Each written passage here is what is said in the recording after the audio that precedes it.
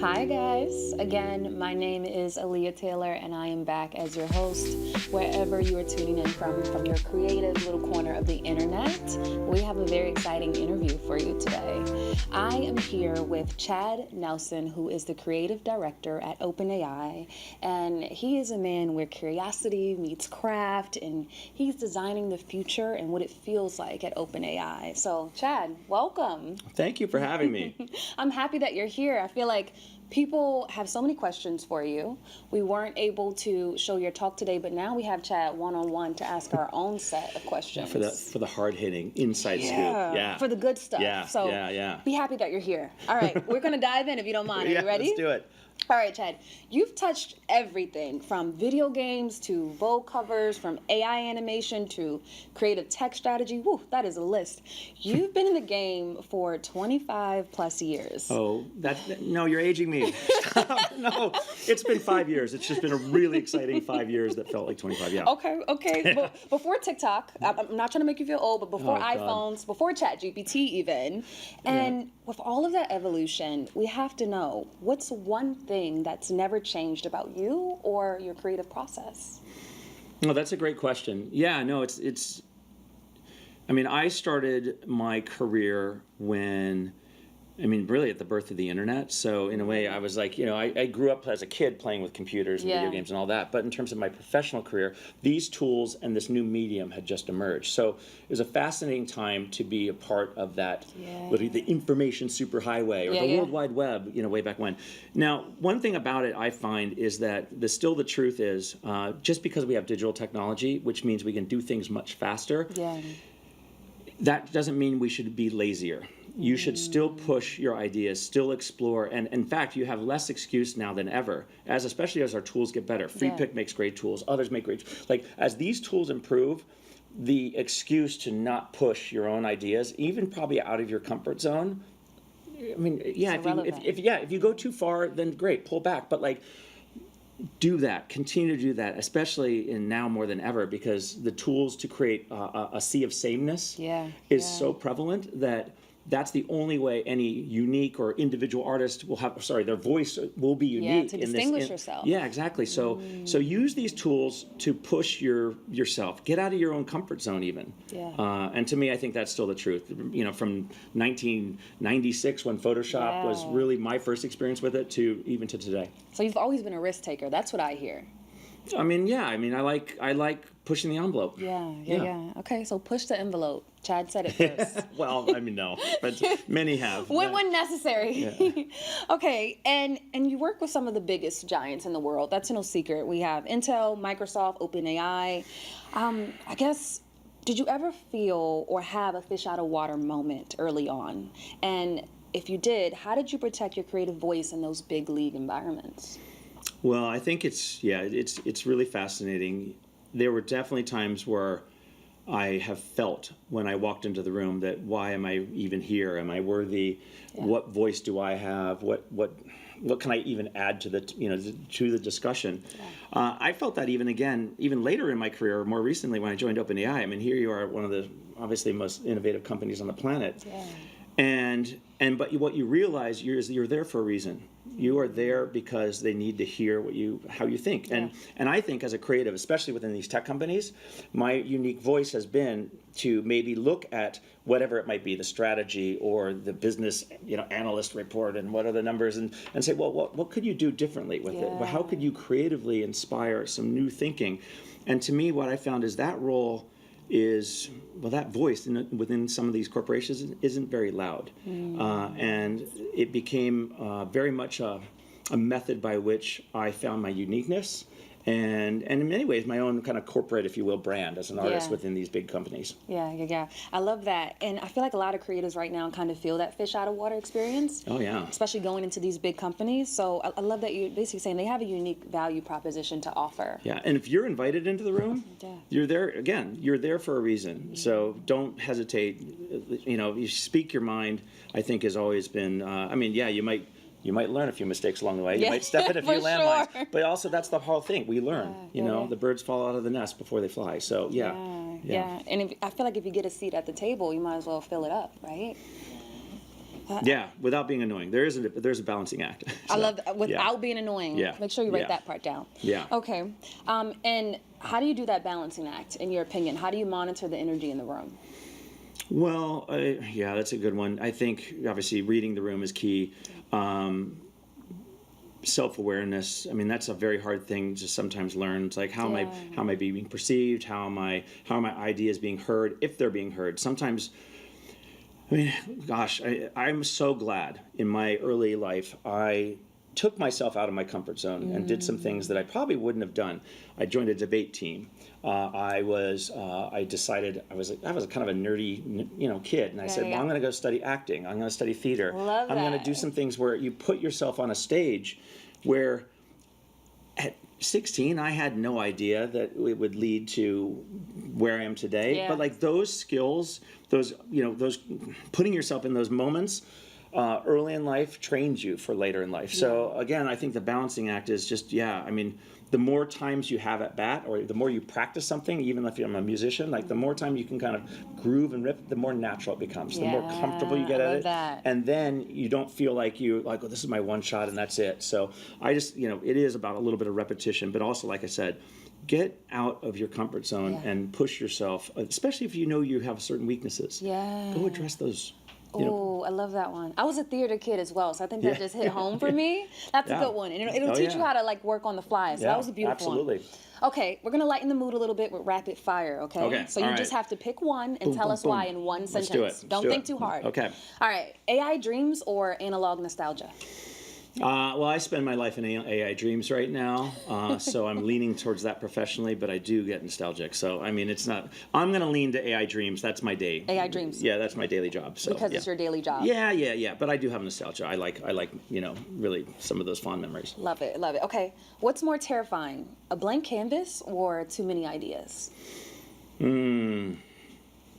Filtering out the noise that's actually what we as humans do best. These AI systems, they could generate in the thousands. You could ask for whatever it might be, a song, lyrics, or whatnot. I mean, it's up to us to curate. And so I think that's our greatest strength. So for me, I think, how'd you phrase it? What's a blank canvas? Yeah, but I think what's more terrifying is just being, it's the analysis paralysis of all the noise. We're going to have a lot of that. So you'll take the blank canvas? I mean, I would rather have a blank canvas because then it means freedom. Yeah. Okay. I like that. I like how you flipped that on his head. That was good. Yeah. Okay. Quiet moments alone or creative chaos with a team? I think everything is so team-oriented. I do appreciate my time alone. It's harder and harder, especially in corporate worlds or the corporate world. But we do value that. Actually, OpenAI is really great at that. The office, the way Sam Altman designed the office is incredible. We have quiet spots. We have a library where you could just go sit and you feel like you're in an old college library. It's like a modern spa version of it. It's researchers, artists. I mean, people need quiet time. So I love that the office was built that way because you need time to kind of incubate by yourself. 1000%. Oh, beautiful. I got to see that office one day. All right. Come on over. I'm going to hold him to that invite, by the way. Let's disrupt it or let's elevate it. Oh no, elevate. Disruption is my favorite tech term that kind of caught trend because it's like disruption means great. I'm going to go change something, but I'm just going to leave chaos. Yeah. It's like anyone can walk into, the bull, in the China shop or, and there's many analogies, but like that's not good. No one loves that. No one's like, great. Thanks for just creating chaos. Like, elevate. That's this is a hot take I can get behind. I like that. It's so much harder.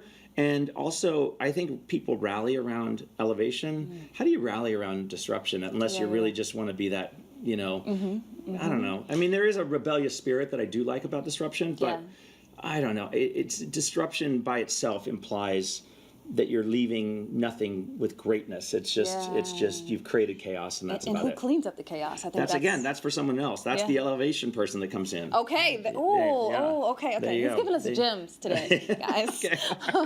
Okay, Jad, I'm going to hit you with a curveball, all right? Oh, boy. Now, you've had such a rich career and perspective, and I have to ask. Listen, all right. We have to say the truth, guys. So there's this idea floating around in tech circles, right, that especially among young founders, that they should delay dating or relationships until they quote-unquote make it. Oh, wow. And Okay, as yeah. someone who's built across industries and timelines like yourself, do you think that mindset sets you up for focus? Or are they missing out on something deeper along the way? Wow. Okay, that's more of a deep cut than a curveball, but okay. Yeah. Yeah, this is a fascinating one. We could probably take up a whole another live stream on this. Yeah, we could do a TED Talk on this. Yeah, but yeah, I honestly would say this. This is hard. I can only speak from my perspective, which is I actually had I had kids young, got married young, and it was. You're young. The worst statement is you're young and dumb, but it's like, but you're young and wide-eyed. Let's say, right? Yeah. And then life happens. You start a company, you start a couple companies or whatever, and then maybe the relationship gets put to the side. Yeah. I learned the hard way that that's what I had done, and in doing so, I lost that relationship. I do have two beautiful, amazing, smart kids, but it's like the relationship that I started with, I wasn't able to keep. Yeah. Now that hurt. But on the flip side, what do I do have now? I'm 50. I'm in my 50s, and I have two young adult kids that I'm enjoying life with. We can go hike and travel and do all these things together. I mean, we went to a pub in England together and some EDM rave and so this club. It was like to have that as an adult. I really find that that's been a real, true gift. Now, it is hard to balance being a good father, a good husband, or a good partner, and also a good innovator, a corporate employee. So that juggling act, if I had the solution to it, I would write a book and I'd probably be doing the talk show circuit. That said, I would say happiness, you will find in your own personal life to achieve that happiness, that if you think that's going to be a part of it, probably better to start sooner if that's important to you, because you just never know if it's going to come later. And by the time it does come, you don't know where you'll be in that point in life. You just imagine it's going to be perfect. Oh, of course, it'll be perfect. I'll have a successful career, or I'll be a millionaire, or whatever that thing that you're targeting is, or the successful artist. But you don't know if it will be that. So then what are you waiting for? Ooh. That's, I guess, my point. Again, I don't know if there's a right or wrong answer. I think it is up to each person. But I would say more people need to have human interaction, especially in this tech world. And I'm not saying just tech, just in general, like social media, all these things. Grass. Like go meet someone. I love traveling for that reason. You just meet new people with new attitudes, new feelings, or new ways of thinking about the world. And I think that we need more of that in our world. I love that. That was such a loaded answer. I hope you got those gems. It's a long-winded one, but I think there's, if you distill it down, you could probably find the gems. Okay. Thank you for the vulnerability. That was a great one. Yeah, well, curveball. Yeah, curveball / deep cut. Honestly, Chad, it's been a gift. You've really woven creativity and strategy across mediums in a way that's both, I feel like, intentional and expansive. And for the dreamers and the tinkerers out there watching, or just those trying to figure out how to empty the creative clip in this tech-heavy world, what's one truth you hope that they walk away with today? Well, I hope that through all the speakers today here, they find some inspiration and the motivation to just keep pushing themselves, because honestly, life will say no to you at every turn and every twist and, around every corner. It's those who keep pushing forward and find a good mentor, find a good connection, find a good, just even a collaborator. Like, I hope that's what happens here today, is that people find that thing that keeps them pushing in a world where everyone's kind of pushing against you. And especially to find your voice as an artist or as a creative. That's incredibly hard to do. I would say that even for myself, my kind of voice, if you will, has evolved over the years. So even what you come up with today, if it's not great, you can switch, you can pivot, you could evolve. Pivot. So, I mean, Pablo Picasso went through different phases. Like, every artist goes through phases. So don't worry and put too much pressure on yourself. But I think that, going back to the theme of connection, I think that's important. Mentorship and having close creative collaborators is key. Wow. So I hope we find that here. I hope many people find that here. Yeah, write that down, tattoo it on yourself, put it on your refrigerator. But thank you so much, Chad, for your time today. Sorry for drinking. No, you're fine. It has been amazing. I'm sure the people don't want to see you go, but this has been a gem in just such a short amount of time. Thank you for having me. It was really fun, and I hope we can do it again. Yes, we'll talk soon. All right. See you later, Chad. Thank you so much. Thanks.